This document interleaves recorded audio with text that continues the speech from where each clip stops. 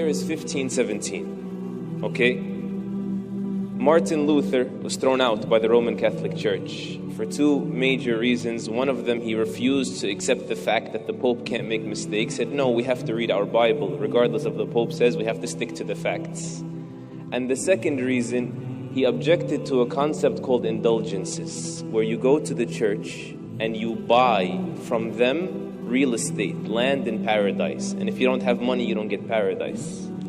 So of course the church was making a fortune out of this, and the historians even tell you that a wise man went and said, I don't want paradise, I want to buy the hellfire. They said, we're selling paradise. He said, I want the hellfire. So they gave it to him for a cheap price. And he went to the market and he said to the people, announcement, I own the hellfire, don't worry, nobody's going. Of course that ruined the business. So they forced him back and paid him heaps of money to buy it back from him. So Martin Luther objected to these things and he called for the Protestant Reformation to the end of it. But that's when the crossroads began.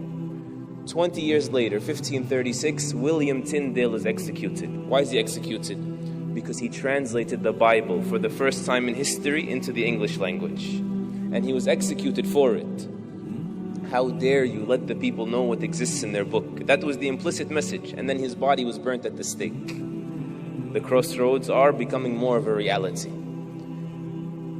Fast forward 100 years. 1642. Galileo. You guys studied Galileo in school? Sun is the center of the universe, not the earth.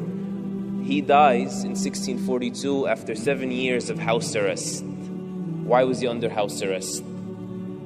He said, sorry, science says, scientific revolution is bubbling now. Science says the earth is not the center, which the church would say, but it's actually the sun. So they invited him and they took him downstairs into the dungeon and they gave him a tour of the instruments of torture, and he pulled back his statements, but the statement already went out. It doesn't come back. And he spent the last 7 years of his life in that house of his, and he died therein. That was the beginning of the Enlightenment, and more or less the crossroads. It was the death of the religion, or the beginning of the death of the religion. Fast forward 100 years.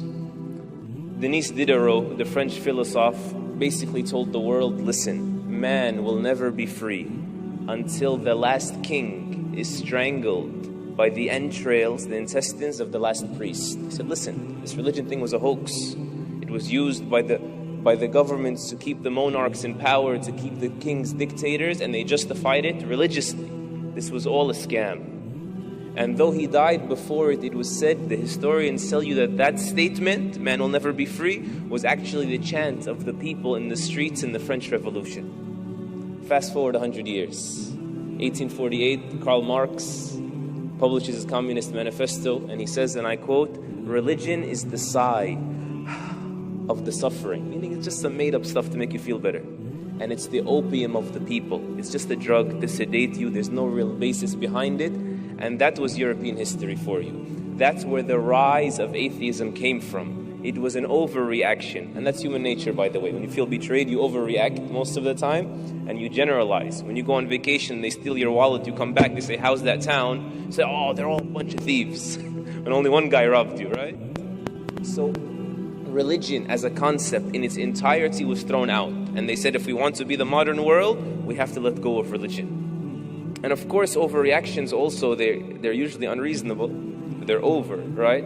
So the human being more or less was reduced to an intelligent animal in the perception of the West nowadays, aren't we? That explains that wild West, right? That was spearheaded by a feeling of betrayal and angered that they were shackled by the concept of religion. And also not very scientific, not very factual either, but that was the West. What does it have to do with Islam? Absolutely nothing. And that's exactly the point. You see, Islam disabled, deactivated this dilemma from day one. There was never any crossroads in Islamic thought.